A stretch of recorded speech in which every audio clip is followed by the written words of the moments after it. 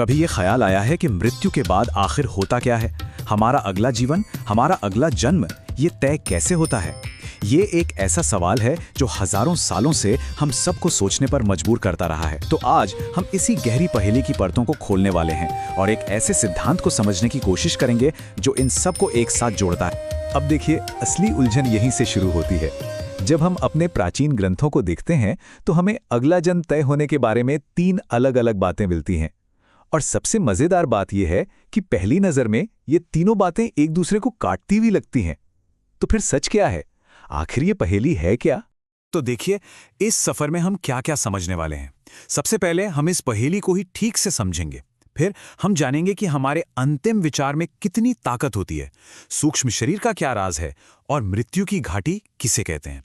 और आखिर में इन सारे धागों को जोड़कर एक पूरी साफ तस्वीर बनाएंगे। तो चलिए, बिना देर किए सीधा इस पहेली में उतरते हैं। वो कौन से 3 रास्ते हैं जो जाते तो एक ही मंजिल यानी अगले जन्म की तरफ हैं, पर आपस में टकराते हुए लगते हैं? तो ये हैं वो 3 विचार। पहला, कर्म का सिद्धांत।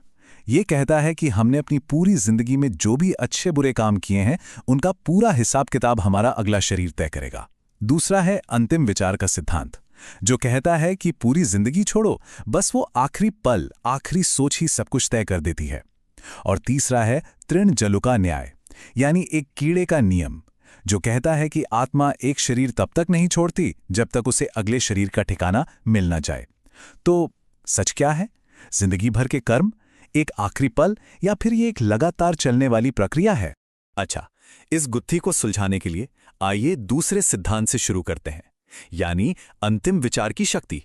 और इसे समझने के लिए शास्त्रों में दी गई राजा भरत की कहानी से बेहतर कुछ नहीं हो सकता। देखिए, इस सिद्धांत की जड़ें भगवद गीता के इस श्लोक में हैं। इसका सीधा सा मतलब है कि शरीर छोड़ते वक्त मन में जो भी भाव, जो भी याद होती है, इंसान को बिना किसी शक के वही अवस्था मिलती है।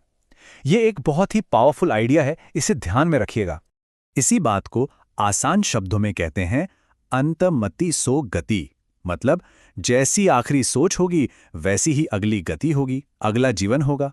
अब देखते हैं कि राजा भरत के साथ ये कैसे हुआ। तो कहानी ये है कि राजा भरत एक बहुत महान और तपस्वी राजा थे। उन्होंने राजपाट सब छोड़ दिया था, लेकिन जिंदगी के आखिरी सालों में उन्हें एक हिरण के बच्चे से बहुत ज्यादा लगाव हो गया था। इतना लगाव कि दिन रात बस उसी का ख्याल रहता था। और फिर वो आखिरी पल आ गया। जब उनकी मृत्यु हो रही थी तो उनके मन में न भगवान का ख्याल था, न मोक्ष का।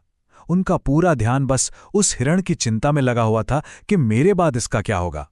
और यहीं हमारी पहेली की एक बहुत जरूरी कड़ी सामने आती है। उनके उस आखिरी विचार की वजह से उन्हें अगला जन्म हिरण का मिला, लेकिन ये जन्म सीधे इस धरती पर नहीं हुआ। सबसे पहले उन्हें भाव जगत यानी एक स्पिरिट वर्ल्ड में हिरण का एक सूक्ष्म शरीर मिला। ये पॉइंट हमारे पूरे रहस्य को सुलझाने की चाबी है।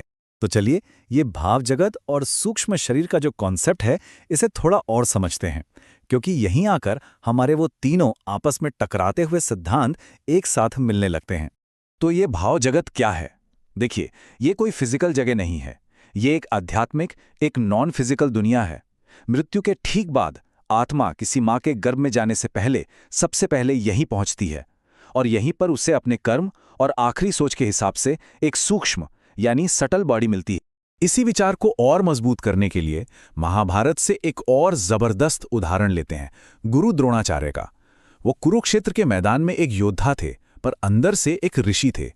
युद्ध के 15वें दिन जब उन्होंने सुना कि अश्वत्थामा मारा गया, तो उन्होंने अपने रथ पर ही ध्यान लगाकर शरीर त्याग दिया।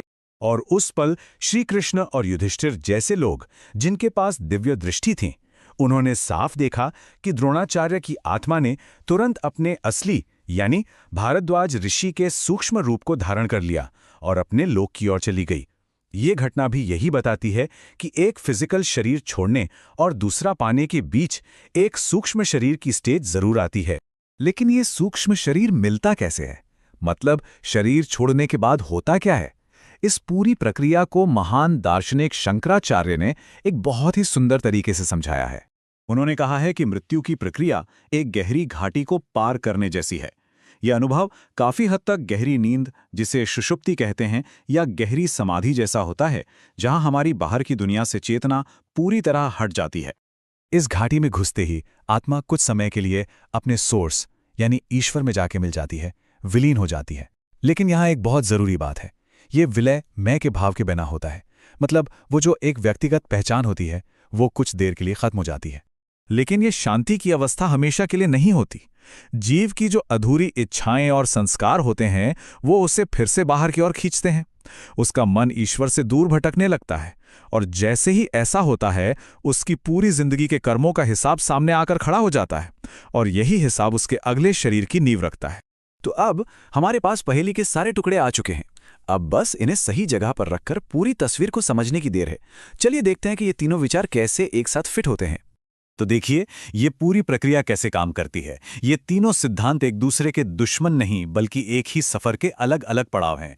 सबसे पहले मृत्यु होती है, आत्मा ईश्वर में विलीन होती है, फिर इच्छाओं के कारण वो वापस आती है और उसके सारे कर्म सामने आ जाते हैं, जिन्हें अंतिम विचार एक दिशा देता है। इन कर्मों के आधार पर आत्मा भाव जगत में एक सूक्ष्म शरीर पाती है।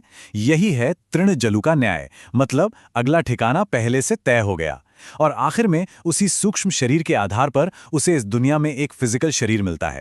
और एक और मजेदार बात यह है कि ये जो आखिरी स्टेज है यानी फिजिकल जन्म, ये भी शास्त्रों के हिसाब से 4 तरीकों से हो सकता है। गर्भ से, जैसे इंसान और जानवर, अंडे से, जैसे पक्षी, नमी या पसीने से, जैसे छोटे मोटे कीड़े, और सीधे जमीन से उगकर, जैसे पेड़ पौधे। तो आखिर में सार क्या निकला?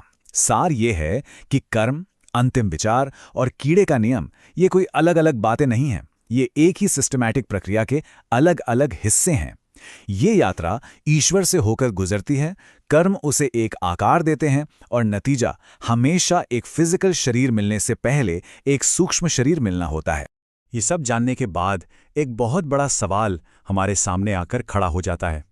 अगर ये प्रक्रिया इतनी सटीक है, इतनी व्यवस्थित है, जहाँ हमारा हर कर्म और यहाँ तक कि हमारा आखिरी विचार भी इतना ज़्यादा मायने रखता है, तो इसका हमारे आज के जीवन के लिए क्या मतलब है? हम कैसे एक ज़्यादा जागरूक, एक ज़्यादा सचेत जीवन जी सकते हैं? इस पर सोचिएगा ज़रूर।